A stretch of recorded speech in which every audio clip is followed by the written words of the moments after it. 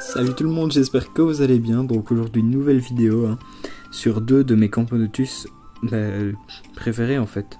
C'est les deux Camponotus que je préfère dans mon élevage.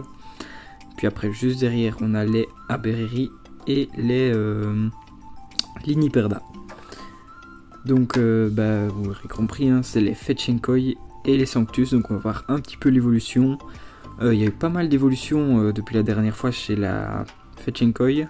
Par contre la Sanctus, il y a eu une perte, mais des bonnes nouvelles aussi, donc c'est pas trop mal. Alors je vais passer directement à la macro et puis on va attaquer ça. Et donc voilà, je commence avec la Sanctus. Donc vous voyez ici, la reine a bien mangé.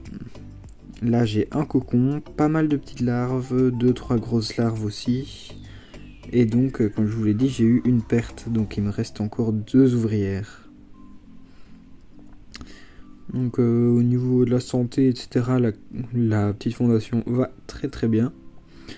Elle commence, elle avance lentement mais sûrement. Donc c'est pas grave. On a tout notre temps. C'est surtout ça qui est essentiel aussi dans l'élevage de fourmis, la patience. Donc au niveau taille, pour ceux qui connaissent pas, je vais faire un petit rappel. Donc c'est une Camponotus qui vient de Turquie. Mais aussi de Grèce et quelques autres endroits. Donc au niveau de la taille, la reine elle fait 1 cm,7 cm à mon avis, quelque chose par là. Oh, désolé pour le tremblement. Donc là vous voyez avec mon doigt derrière. Donc elle est pas mal grande. Au niveau comparaison, dans les Camponotus, c'est entre une Liniperda et une Herculeanus. Donc elle est plutôt grande.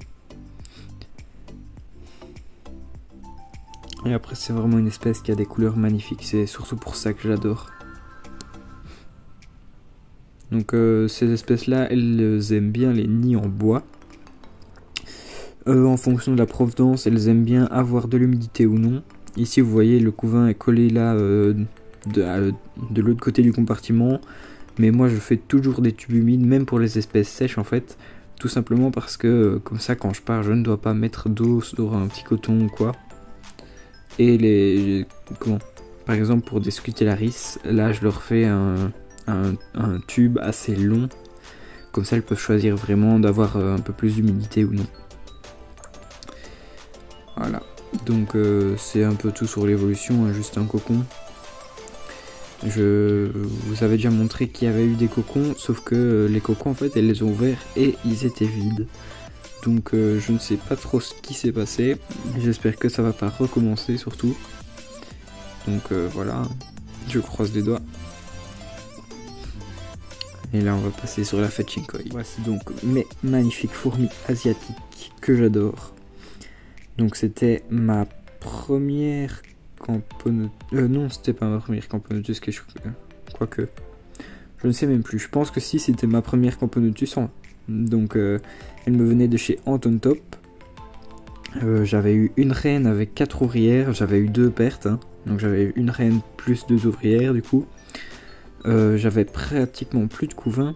Puis à un moment, je n'avais même plus du tout de couvain. Et donc là, vous voyez, je suis à 6 ouvrières. J'ai 2 cocons. Donc pas mal de petites larves. Vous voyez là je dois avoir une vingtaine de petites larves, 2-3 larves un peu plus grosses et là des larves qui vont bientôt tisser. Donc vous voyez celle qui est ici juste au-dessus de mon doigt, elle est un petit peu plus grosse que l'autre. Donc à mon avis il y a moyen qu'elle tisse dans les jours qui viennent. Donc là vous voyez, si vous avez déjà vu les vidéos de ma Fetchenkoi, avant elle avait un gastre qui était vraiment énorme. Elle avait une physiogastrie de malade cette reine. Mais donc là vous voyez que ça s'est calmé. Donc en dessous du gastre j'ai quelques petites taches noires, je sais pas trop ce que c'est. Je vous avoue en fait je les remarque seulement maintenant. Donc ce qui est vraiment bien avec les fourmis, les Fetchenkoi, donc Camponotus Fetchenkoi, c'est que les ouvrières, donc qu'on appelle les fourmis couleur porcelaine, elles sont un peu transparentes. Donc vous voyez là à l'intérieur la petite tache noire un peu bleue comme ça. Et ben ça c'est le restoma tout simplement. Donc pareil chez les larves, on voit bien à travers là du bleu, etc. C'est l'estomac. Donc celle-ci c'est la dernière ouvrière que j'ai eue, hein, celle juste au-dessus de la reine. Elle est née il y a 2-3 jours je pense. Et donc voilà, c'est vraiment une fourmi mais incroyable. Et une des particularités pour laquelle j'ai choisi, c'est qu'elle fait des majors plus grands que la reine. Et des majors qui ont des couleurs superbes aussi. Donc franchement, je regrette pas du tout cette espèce. Et j'ai pas encore de major ni rien. Hein. Il va falloir un petit moment d'abord que la colonie grandisse.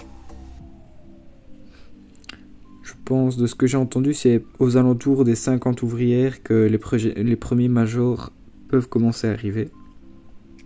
Après, ça tout dépend des reines, etc. Hein. Ça se trouve, à 10 ouvrières, je vais avoir un petit major. Comme je peux avoir le premier major à 100 ouvrières. Ça varie d'une colonie à l'autre. Donc on m'a déjà dit aussi, on dirait que mes reines sont un peu cabossées comme ça. Mais je vous explique, hein, c'est pas du tout le cas. C'est en fait les reflets de la lumière. Donc regardez, si je mets comme ça, vous voyez que les reines, hop, si je cache la lumière, les reines n'ont pas de bosse. C'est vraiment les reflets de la lumière en fait. Donc vous inquiétez pas, les reines sont en bonne santé. Quand on m'a dit ça, j'ai vérifié toutes mes reines.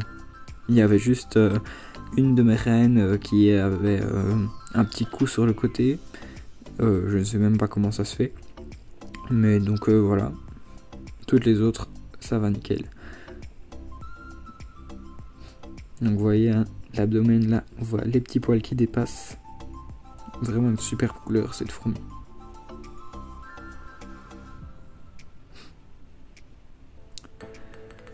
Voilà, donc pour commencer, les Fetchenkoi dans les Camponotus, je pense que c'est bien. Les Camponotus les plus faciles, c'est les Nicobarensis, hein, je pense. Nicobarensis et Maculatus. Après, Maculatus, faut bien gérer la température. Mais donc, c'est les deux plus faciles et qui se développent le plus vite, je pense. Donc, si vous voulez une espèce facile au niveau Camponotus, foncez sur ces deux-là. Mais donc, je le dis, hein, parce que, enfin, voilà, je sais que pour certains ça paraîtra logique, mais les fourmis, c'est des animaux comme des autres, hein, donc faut les traiter comme vous traiteriez votre chien ou votre chat. Faut les chouchouter, j'ai envie de dire, mais pas trop non plus, hein, faut pas aller leur faire des caresses, etc. Mais faut vérifier qu'elles vont bien, faut les observer pour savoir si la colonie se développe bien. Faut les nourrir. Donc là on peut voir encore des restes un peu de liquide sucré. Et voilà, donc là on atteint déjà plus ou moins 10 minutes de vidéo, hein. Donc je vais vous laisser à partir d'ici. Un petit like, hein, ça fait plaisir s'il vous plaît, ça coûte rien, c'est gratuit et moi ça m'aide, donc foncez. Merci d'avoir regardé la vidéo jusqu'ici, hein. On se retrouvera bientôt pour des nouvelles vidéos, à mon avis une autre cette semaine, et puis on continuera dans 2 semaines. Allez, ciao tout le monde.